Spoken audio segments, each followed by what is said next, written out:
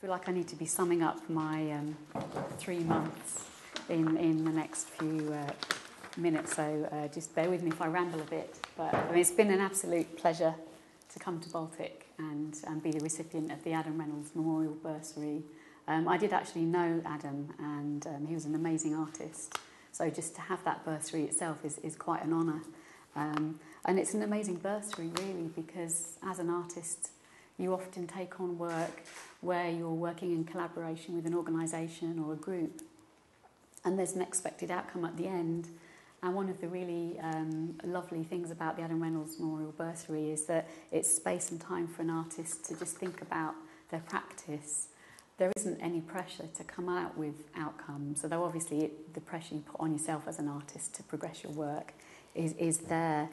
But actually to have that space to think and go where you'll follow your own interests and think about what you've done, what you liked, what you didn't like, what you care about, what you want to leave behind, has been a really powerful process for me over the last few months. I got up here in mid-March and I feel like I've been here about 3 weeks, really. It's really gone fast. Into this beautiful studio where people have often wandered in and said, oh, well, if I was in here, I wouldn't do any work. I'd just look out the window all day. And funnily enough, it is lovely to be here and it is lovely to look out of the windows, but it's actually been a really excellent space for me to think. I came here after putting a proposal together where I talked about things I might do in this residency. And Laura Crean, my project manager at Shape, was saying to me, oh, Caroline, no one ever does their proposal. Just don't worry about it. Just, what do you think? And at first, I was really quite determined. I was going to come here and just basically act out what I'd put into my proposal. But physically getting here and being in this space and being around the curators and the learning team and the crew, many of whom in all kind of dimensions in the gallery are artists also, it really started to change my perspective about what I thought I wanted to do at the beginning of the residency, and then what I started thinking about during the process. Physically being in the Baltic, just as a building itself is really quite amazing. It's an amazing gallery, it's an amazing space, it's very beautiful. Physically being in this studio as well really started to stretch out my ideas of what my work could be and what possibilities and what potential there were to go into new areas. So rather than just sit here and start making, which is kind of what I felt like I should be doing in some ways, because it's a lovely big room, I kind of moved in and sat in that little corner with my computer, staring out at all this space, thinking, oh, I need to fill it somehow.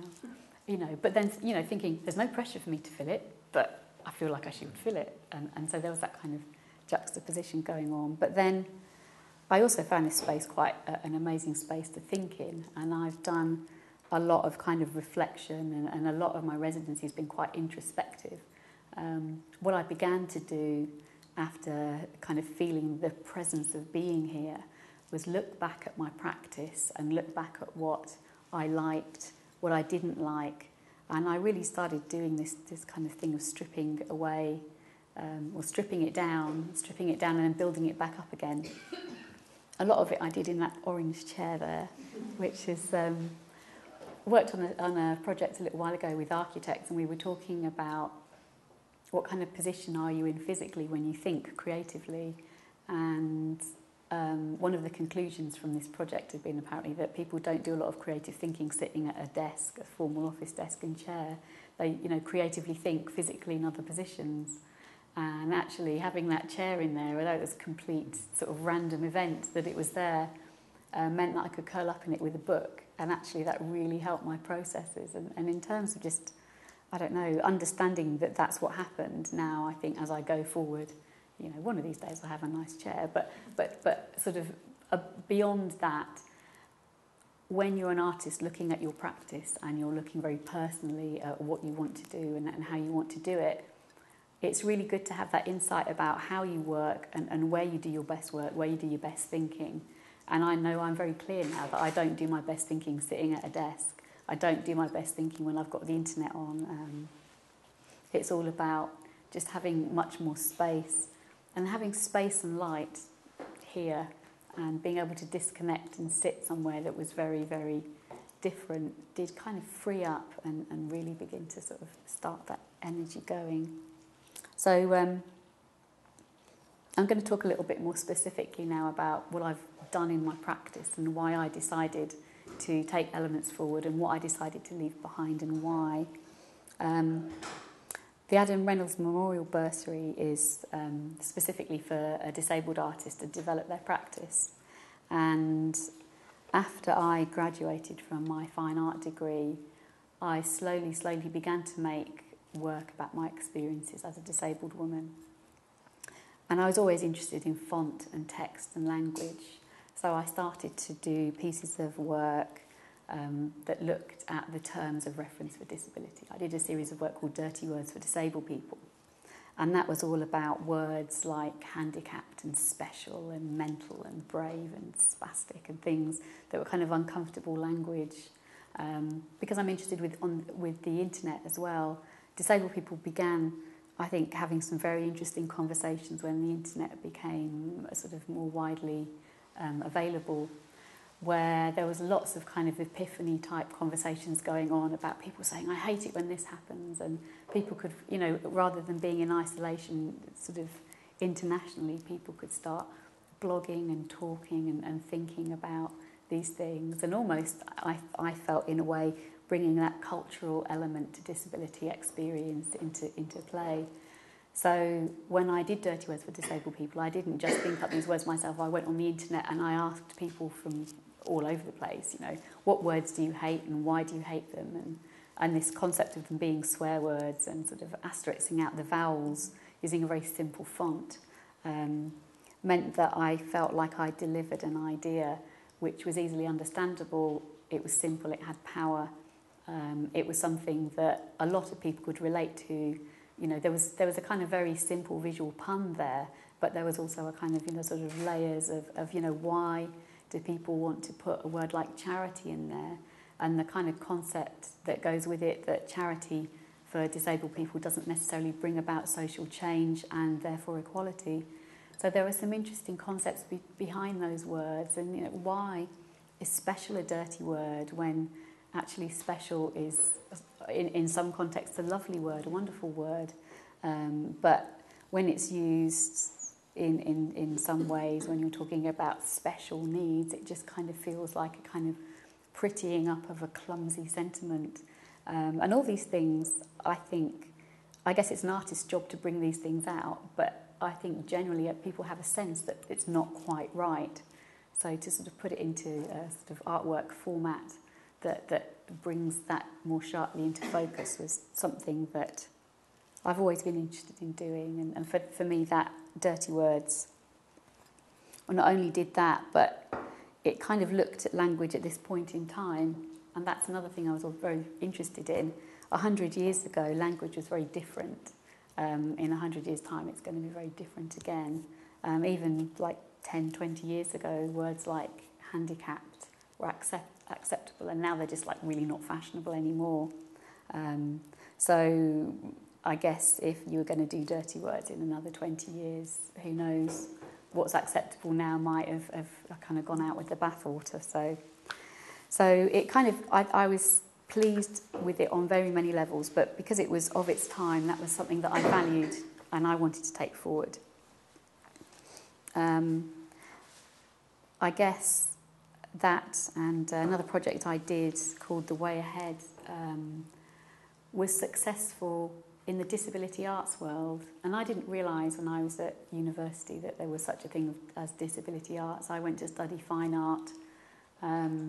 In the third year of my degree, I have an impairment that fluctuates massively. Sometimes I'm quite mobile, sometimes I'm in a wheelchair. I had the first 2 years kind of being reasonably mobile, and then the third year I went back in a wheelchair. And my tutors were saying things to me, why don't you make work and use wheelchair Barbie and things? And I kind of think, kind of feels a bit wrong, but I don't know why. And it wasn't until after I graduated I started reading magazines like Disability Arts in London magazine, as profiling artists who are making work about their experiences of disability.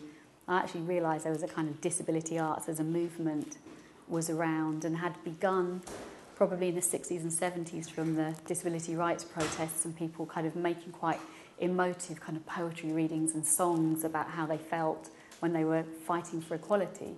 And it had kind of gone on to develop into sort of other art forms using visual art as well. So I felt like, okay, there's suddenly this corner of the arts that I knew nothing about academically and isn't taught academically in university. And in some ways, as an artist, you make work about your experiences, and kind of understanding the mechanics of disability arts and making work about that was a cathartic process for me. I didn't set out to be a disabled artist, but I did some very specific disability art work. Dirty Words was one. The Way Ahead was another. With The Way Ahead, I kind of more sharply focused this notion about linking it to a particular point in time. The Way Ahead was an exhibition of road signs. I'm interested in signs and authority when you use text. I liked the idea of disabled people giving orders to people when traditionally they're a group in society that are ordered around or managed by other people. And I thought it's time to change that, switch that around and give them the voice and the control and the direction. So road signs kind of seemed a natural progression of that. It's a nice, simple format, but again, it could express some quite powerful concepts. You've got information signs and warning signs and danger signs, and these were all a great format for people to start giving instructions, warnings about, don't touch my wheelchair, don't pat me on the head, or there's one, that's okay, that's all right. One that did very well was a sign made by Barbara Lizicki, who's the Barbara in these messages here. And Barbara Lizicki was quite a prominent disability rights campaigner, and she made a warning sign, a triangular sign, with a wheelchair user chained to a bus, and the little subplate underneath said "Stroppy Crips ahead." And that was good in all sorts of ways. It's powerful. It used that kind of shortening of language, like the disabled person reclaiming a word, which was crips and cripples, and then kind of just turning that around and making it her own.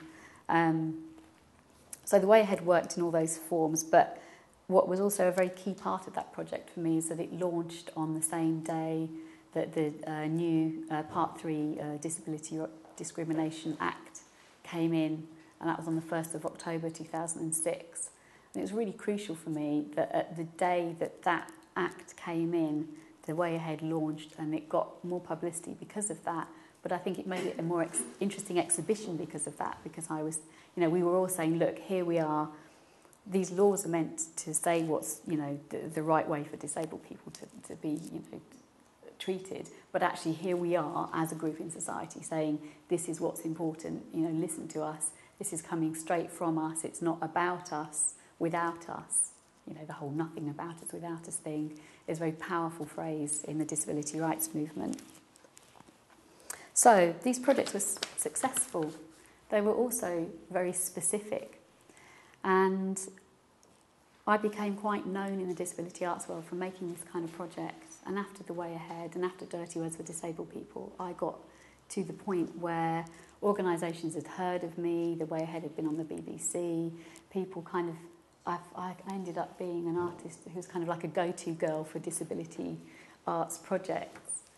And I liked that. It's important to me, when you're a disabled person, you live in a very different world.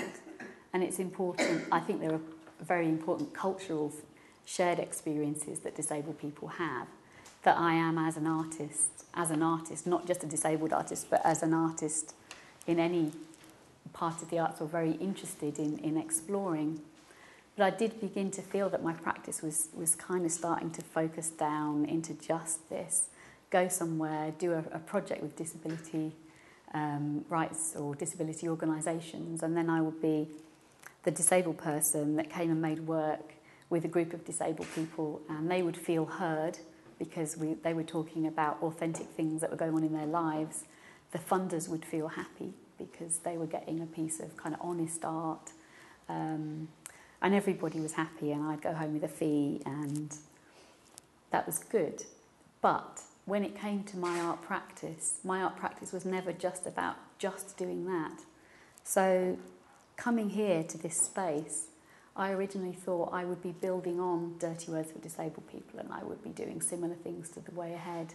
And yet, coming here, being in this space, working at a gallery which is a very well-respected gallery, got a great international profile, curators, the whole team at Baltic, working with artists on a very high level, really began to expand my thinking about where do I want my practice to sit? Do I want it to sit in one place, or do I want it to be referencing and reaching a much wider audience?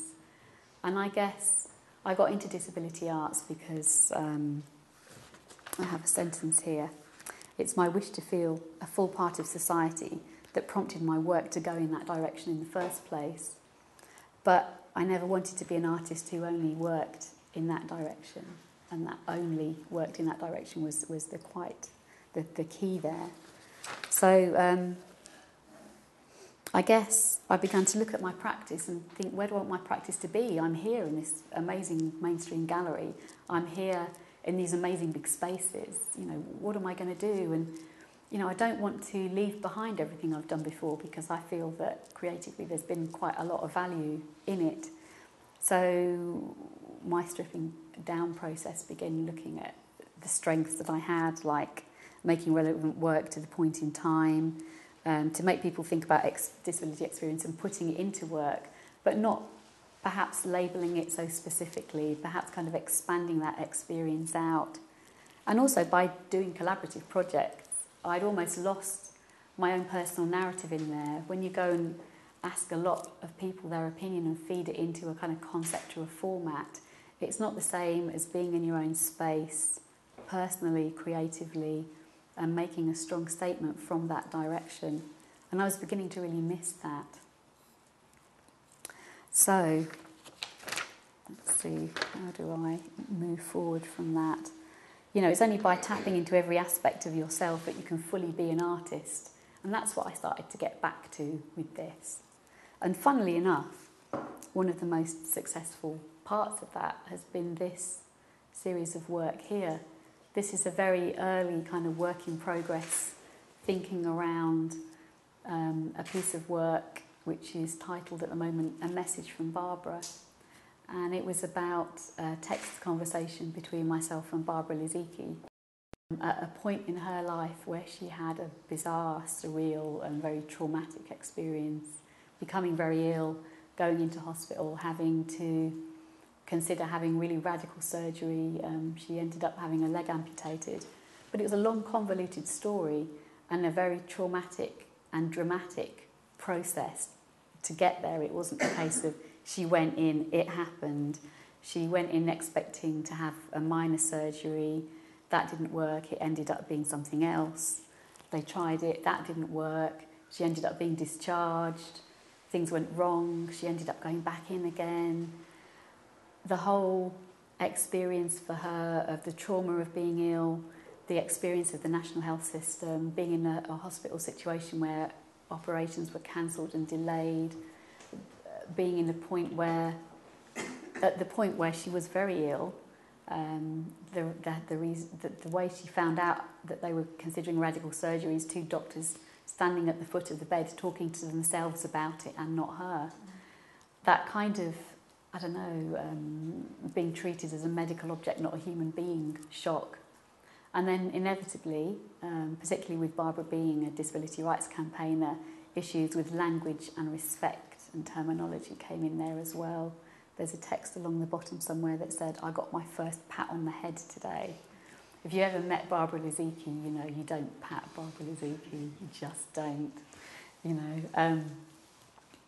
So, how she reacted to that and why is a really interesting narrative for me as a disabled person. It's something that, for example, Tony and I would understand straight away.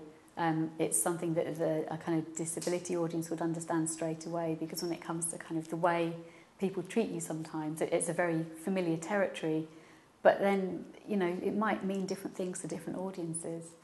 So, but what it also did, in terms of my kind of thinking about this point in time and how people communicate, was all our conversations took place on mobile phones. And when you send somebody a text, it's generally quite throwaway communication, it's quite casual. And when you're writing a text, it's quite, you have to be quite concise. You don't write it like a letter and say, dear so-and-so, and start with lots of pleasantries. It's quite a focused form of communication. You get straight to the point. You start, you know, cutting off your language or using acronyms or kind of just generally spelling words in a different way. All of these things, you don't necessarily always say hello, you just very, very straight, very little sentences, like the end of that, this is designed to be read across.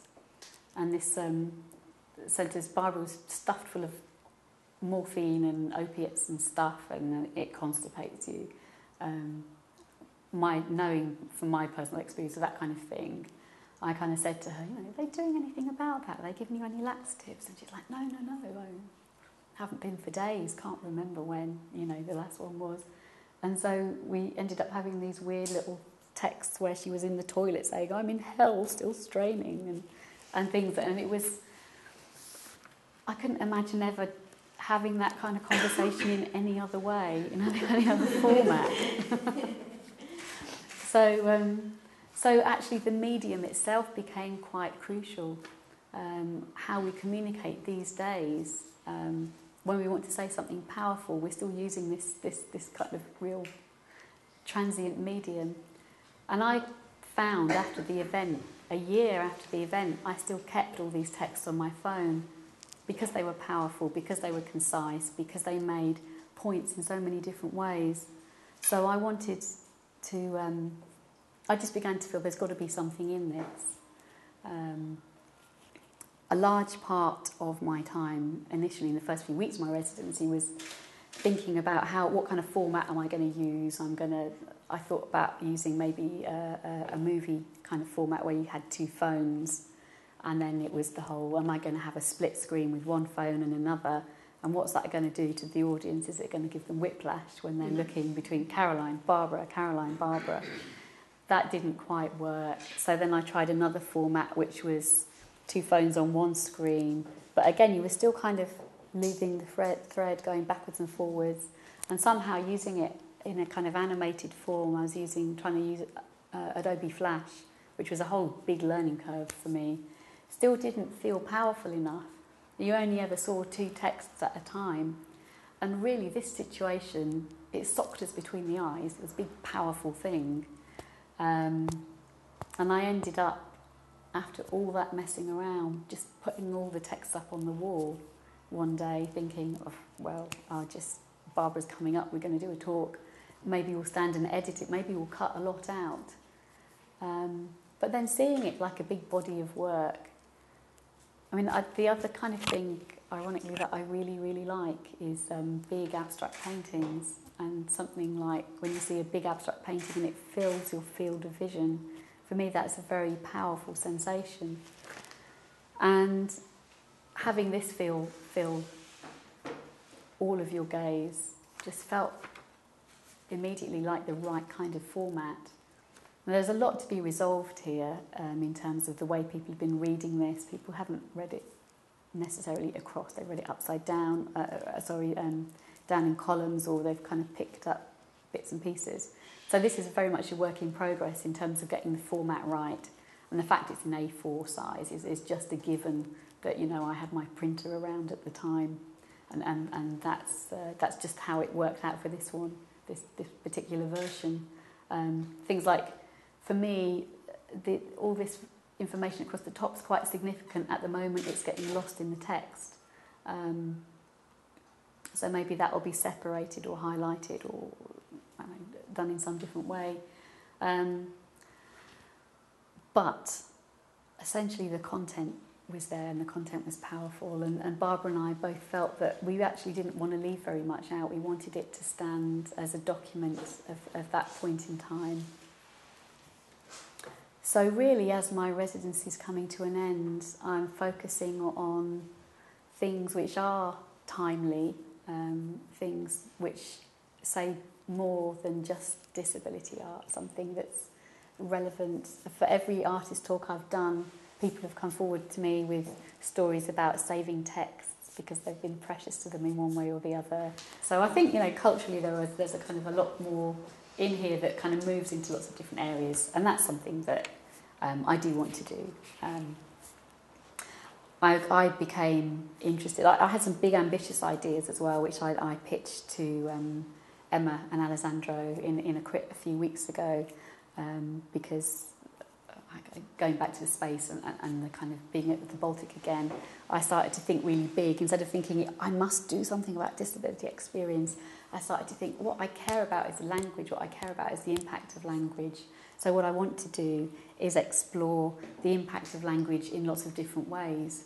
So I started thinking very, very big and started thinking about things like vibrating liquid mercury with sound waves so that you can see your reflection in it, but you're also seeing movement in it, and you're kind of taking forward this impact of language. And if someone says something very visceral or very personal, you feel it, and I wanted, to maybe investigate in new ways, physical ways that you can represent that. So I think we kind of concluded it was going to cost about, $80 grand? About that, yeah. So that's probably a line in my practice that I'm going to have to work towards and figure out cheaper ways to achieve. But it's interesting. And I had to kind of come here and think to get that far, but it's something that I'm really excited about. Other ways, other things that I'm interested in, bringing back my own personal narrative, is exploring space. And that comes partly from my own impairment, but it also comes from working with architects and learning more about the way architects think about the way people navigate around spaces, thinking about the way I navigate around spaces, thinking about signs and authority and the way people are told to move around or told where to go. All of those things started to come up in new ways, and I started thinking about ways to maybe carve up a big space physically, so that people felt maybe that they had to go in a specific direction, but then maybe they also had the opportunity to break all the rules and do what they wanted. So I had another idea about sort of using lots of laser beam, like you see in kind of crime movies around a diamond and things, where you can break the beam, or you can choose to break the beam or not. So that, some spaces in the gallery would be very low, some spaces would be very narrow, some spaces very wide, very high, all those kind of things. What would that do to people? And Emma had a really good point that, lasers might burn holes in them, which, I really don't want to do that. Don't want people to be kind of like staring them down and then going out of the exhibition dazed and confused. But the concept of just having people move around in different ways, from the insight that I have personally, but also just the wider ways architecture and signage and new media works in society to direct people and navigate people around spaces, again, became a new direction that I was really enthusiastic about. When you're an artist, sometimes you're quite isolated, you work in isolation, and the great opportunity when you have a residency that's partnered with a gallery is that you're in a creative space with lots of other people who can give you that feedback. And having those conversations has been so valuable. It moves you on every time, so I've really welcomed